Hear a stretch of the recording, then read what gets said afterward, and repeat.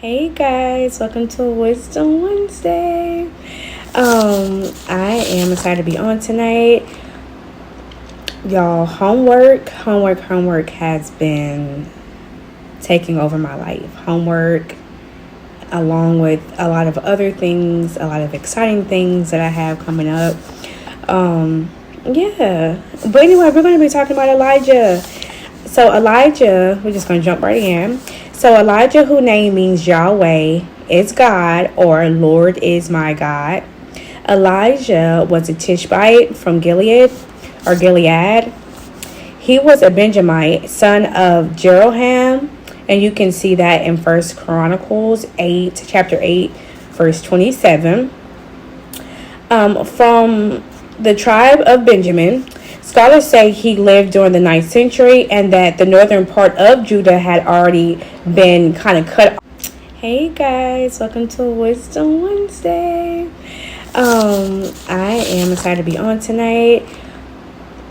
Y'all, homework has been taking over my life. Homework, along with a lot of other things, a lot of exciting things that I have coming up. Yeah. But anyway, we're going to be talking about Elijah. So Elijah, we're just going to jump right in. So Elijah, whose name means Yahweh is God, or Lord is my God.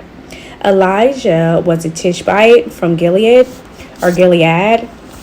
He was a Benjamite, son of Jeroham, and you can see that in First Chronicles 8, chapter 8, verse 27. From the tribe of Benjamin, scholars say he lived during the 9th century and that the northern part of Judah had already been kind of cut off. Sorry, my camera cut out. But yes, so he was from the tribe of Benjamin. A lot of the northern part of Judah was already separated, and a lot of those people were worshiping Baal. And so that came from the influence of Jezebel, which I'll be doing another video about her. And I'm sure everybody's kind of familiar with the Jezebel. Some people say the spirit of Jezebel. But Elijah was very bold and courageous. But most importantly, he was obedient. God used him in major ways. One of the miracles that I love about Elijah, or that the miracle that he was a part of, is when he went to King Ahab and suggested that they put their gods to the test. Elijah says, hey, meet me on Mount Carmel. It's going to be Baal versus Yahweh. And we're going to see who God will respond, what God is actually going to do something. So all of them gather up on Mount Carmel. And I love what Elijah says. And like I said, you can read more about this in 1 Kings chapter 17 and 18. And so they went on Mount Carmel, and Elijah tells them, how long will you go limping between two different opinions? If the Lord is God, follow him. But if it's Baal, then follow him. And the people that was around, they said nothing. And so I'm going to actually kind of read you some verses so you can see exactly what happened in this encounter between King Ahab and Elijah. And at noon, Elijah mocked them, saying, cry out loud, for he is God. Either he is musing, or he is relieving himself, or he is on a journey, or perhaps he is asleep and must be awakened. And they cried out loud, and they cut themselves after their customs with swords and lances until the blood gushed out upon them. How demonic is that, to cut yourself and to do that, trying to get an answer from this false god? And as midday passed, they raved on until the time of the offering of the oblation. But there was no voice, no one answered, and no one paid attention. Then Elijah said to all the people, come near to me. And all the people came near to him. And he repaired the altar of the Lord, and that he had thrown down. Elijah took 12 stones, according to the number of the tribes of the sons of Jacob, and to whom the word of the Lord came, saying, Israel should be your name.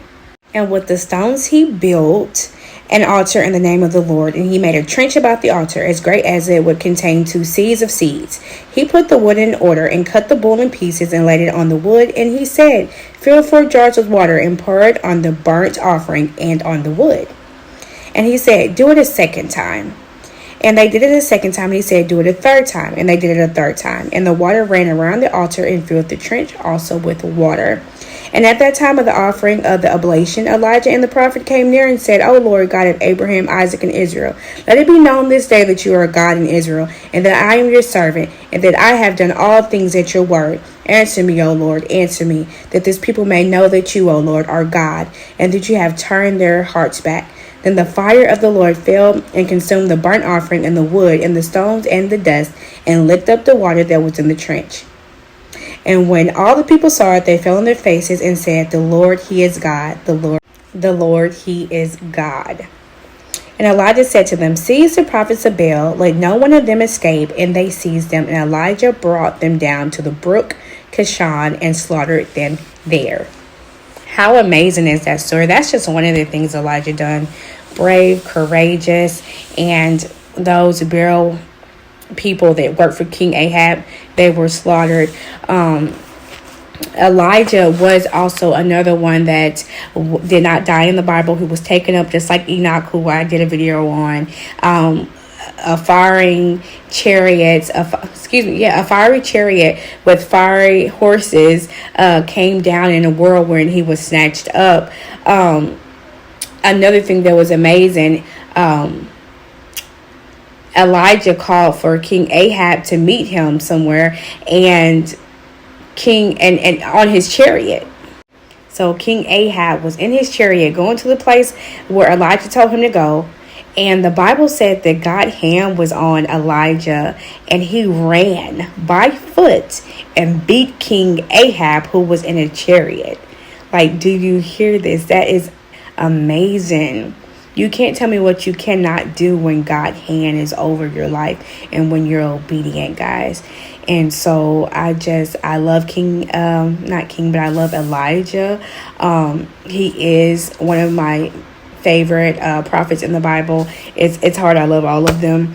But yeah, that's all I have for you guys with King Elijah. I hope you guys are staying safe. I hope you guys are staying well. And I will talk to you next time on Wisdom Wednesday.